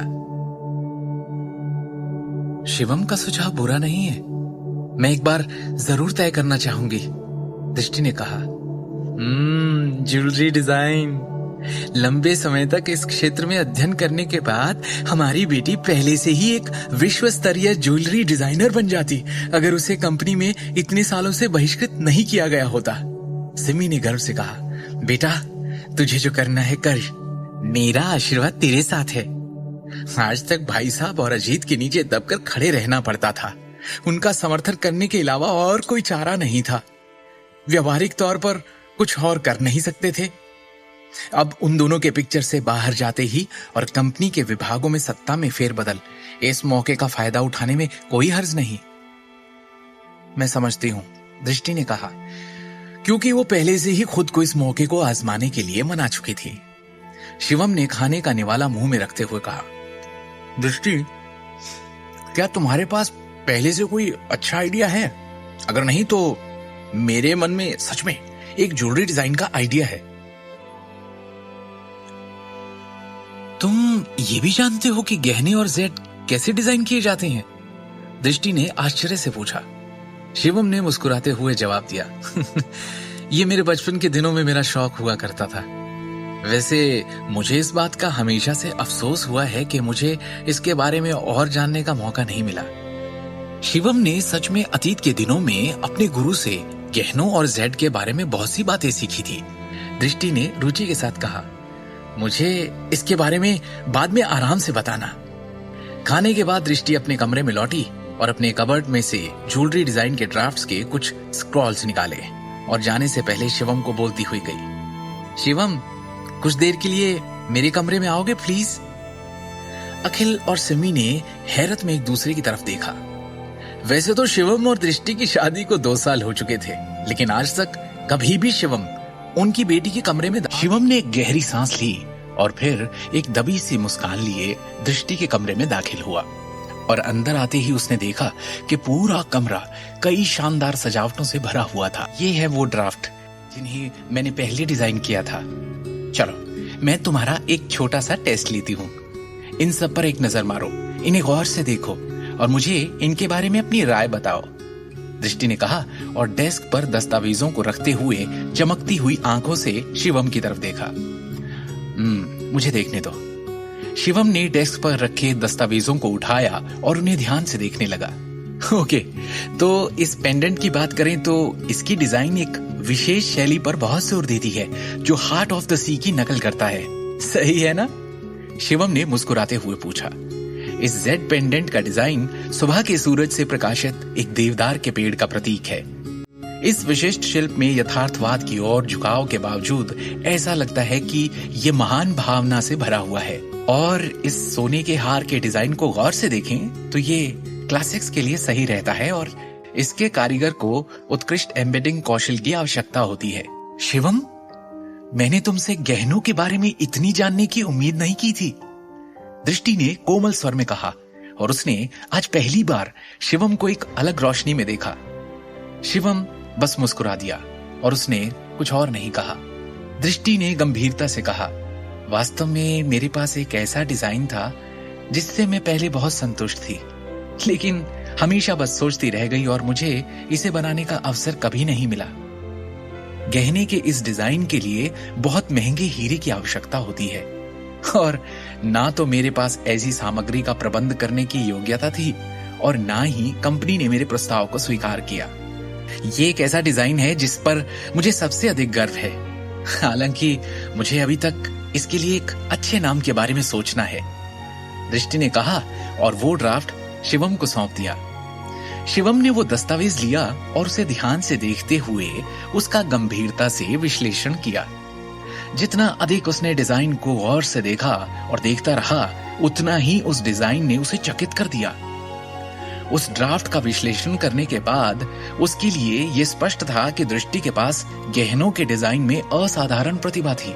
सच कहूं तो मुझे लगता है कि तुम इसके डिजाइन में एक चाप और उससे भी अधिक बारीक नकाशी जोड़ सकती हो। सामग्री के संदर्भ में हमारे पास अभी भी उच्च अंत रंगीन हीरे का उपयोग करने के अलावा कोई विकल्प नहीं है। इसके अलावा हमें सामग्री की आवश्यकता होगी, आकार में बड़ी होनी चाहिए, शिवम ने सुझाव दिया। मैं जानती हूं, लेकिन क्या इसे बनाना बहुत महंगा नहीं होगा? इसकी लागत के अलावा इसका उत्पादन करना भी बेहद मुश्किल होगा, दृष्टि ने झिझकते हुए कहा। मुझे लगता है सब आराम से हो जाना चाहिए, शिवम ने उसे आश्वस्त किया। तुम्हें बस अपने आप में और अधिक आत्मविश्वास रखने की आवश्यकता है। इसे दुनिया के सर्वश्रेष्ठ गहनों के रूप में सोचने का प्रयास करो। दृष्टि ने शिवम को अपनी चमचमाती आंखों से देखते हुए ध्यान से सुना। दोनों ने आधे घंटे तक उत्साह से बातें की। अंत में गहनों के अंतिम डिजाइन को अंतिम रूप दिया गया। दृष्टि ने डिजाइन के ढांचे को देखते हुए एक संतुष्ट अभिव्यक्ति प्रकट की। ये तो बहुत अच्छा है शिवम, गहनों के डिजाइन के लिए तुम्हारी समझ और जानकारी बहुत ही उम्दा है। दृष्टि ने शिवम की प्रशंसा की। मैंने फैसला कर लिया है, मैं इस डिजाइन को एक कदम के रूप में इस्तेमाल करूंगी और अध्यक्ष विक्रम टोकस को इसका प्रस्ताव दूंगी। लेकिन हम इसे नाम क्या देंगे? दृष्टि ने थपथपाया और कुछ देर सोचा। शिवम ने भी कुछ देर सोचा और सुझाव दिया, विश्व के राजा। दुनिया का राजा? दृष्टि ने पूछा। दुनिया का राजा, दृष्टि ने उत्साह से कहा। मैं यही नाम रखूंगी, विश्व के राजा। ये हैं। और इस तरह दृष्टि ने पेंडेंट के नाम पर फैसला किया। डिजाइन के ड्राफ्ट को जल्दी से छांटते हुए दृष्टि ने अपना प्रस्ताव अध्यक्ष विक्रम को ईमेल के माध्यम से भेजा। उसी दिन अपने परिवार के साथ रात का खाना खत्म करने के बाद आखिरकार उसे जवाब मिला। विक्रम ने ईमेल में कहा, विचार काफी रचनात्मक है, कल कंपनी में आए और मुझसे मेरे ऑफिस में मिले। दृष्टि को उसके डिजाइन के अप्रूवल की खबर मिलते ही उसमें उत्साह की लहर फूट पड़ी। अगले दिन सुबह दृष्टि के बहुत मनाने और रिक्वेस्ट करने पर शिवम भी उसके साथ कंपनी गया। जल्दी ही टैक्सी नारंग एम्पायर टावर पर आ गई और जल्दी ही वो दोनों कार से उतरे और लिफ्ट में आए। वो आखिरकार कंपनी के अंदर आ गए। जैसे ही वो दोनों कार्यालय की इमारत में गए, उन्हें अचानक उपस्थित सभी लोगों की अजीब निगाहें देखने को मिली। दृष्टि, तुम तो मार्केटिंग डिपार्टमेंट में हो ना? तुम्हें यहाँ आने की अनुमति किसने दी? ये कंपनी के मैनेजमेंट विभाग का कार्यालय है। क्या तुम कंपनी में अपनी वर्तमान स्थिति से अवगत नहीं हो? वहां से गुजरने वाली एक महिला अधिकारी ने दृष्टि को पहचानने के बाद बदसूरत अभिव्यक्ति के साथ कहा, ओ दृष्टि, क्या तुम्हारी बगल में खड़ा व्यक्ति वो नहीं है जिसने नारंग परिवार को शर्मिंदा किया है? वो कुख्यात निकम्मा दामाद शिवम है ना? नारंग परिवार के एक वरिष्ठ अधिकारी जो एक कार्यालय की कुर्सी पर बैठे थे ने देखा और एक चंचल अभिव्यक्ति के साथ कहा, मुझे याद है कि कैसे तान्या ने उसे चेतावनी दी थी कि वो फिर कभी उसके सामने ना आए, फिर भी तुम उसे कंपनी बिल्डिंग में लाने की हिम्मत कर बैठी। इसका आप में से किसी को भी कोई लेना देना नहीं है, दृष्टि ने बिना कोई रिएक्शन दिए कहा, क्योंकि इस वक्त वो इन गाली गलौच वाले लोगों की परवाह नहीं कर सकती थी। बिना किसी हिचकिचाहट के वो हाथों में ड्राफ्ट लेकर अध्यक्ष के कार्यालय की ओर चल पड़ी। रुको। इस समय कार्यालय की दूसरी ओर से एक परिचित लेकिन शक्तिशाली आवाज सुनाई दी। आवाज की दिशा से एक शानदार हल्के बैंगनी रंग की पोशाक और अन्य महंगे गहने पहने एक महिला धीरे धीरे उनके पास चलते हुए आई। जैसे ही दृष्टि ने अपनी निगाह उस महिला की ओर घुमाई जो चल रही थी, उसने अपना गुस्सा प्रकट किया, लेकिन थोड़ा नर्वस भी महसूस कर रही थी। आखिरकार चलने वाली परिचित महिला नारंग परिवार की ही तान्या नारंग थी। तान्या आज की तारीख में नारंग के आभूषण समूह में डिजाइन विभाग की डिप्टी डायरेक्टर थी। साथ ही वो कंपनी की चीफ ज्वेलरी डिजाइनर भी थी। इसके अलावा वो कार्यकारी निदेशक अमिताभ नारंग की बेटी और करण की बहन भी थी, जिन्होंने स्वाभाविक रूप से उसे कंपनी में एक महत्वपूर्ण पोस्ट देकर रखी हुई थी। तान्या, कैसी हो? दृष्टि ने थोड़ा असहज महसूस करते हुए उसका अभिवादन किया। Please stop it. तान्या ने उसे हाथ दिखाकर चुप करा दिया और उसके बगल में खड़े शिवम को गुस्से से देखा। तुम अब भी मेरे सामने आने की हिम्मत करते हो?